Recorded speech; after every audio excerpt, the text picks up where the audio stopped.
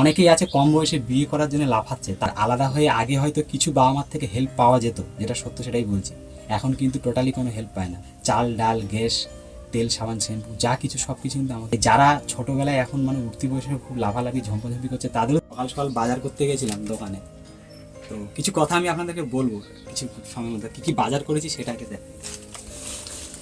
মমিটা আর কি বাজার করতে পাঠিয়েছিল, এই যে ময়দা এনেছি, একটা আটার প্যাকেট এনেছি, এখানে 100 তেল এনেছি, 2টো মিট মশলা এনে দিয়েছি, আর 5টা গরম মশলা এনে দিয়েছি।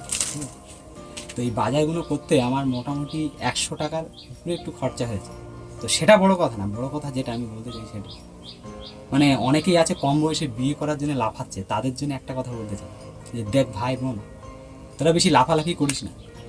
বিয়ে করার জন্যে অনেক টাইম আছে, অনেক সময় তোরা পরে পাবি। বিয়ে করার আগে নিজেকে ভালো করে প্রতিষ্ঠিত করে নে, ঠিক আছে? এটা আমি আমার ভাই বোনদের উদ্দেশ্যে বলছি, তাই তুই করে বল।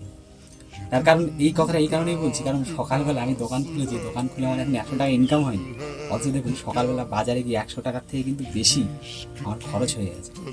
তার মানে আমার কিন্তু মাইনাসে যাচ্ছে। সুতরাং যদি আমার একটা ইনকাম সোর্স ভালো থাকতো তাহলে কিন্তু এটা নিয়ে আমাকে টেনশন করতে হতো না।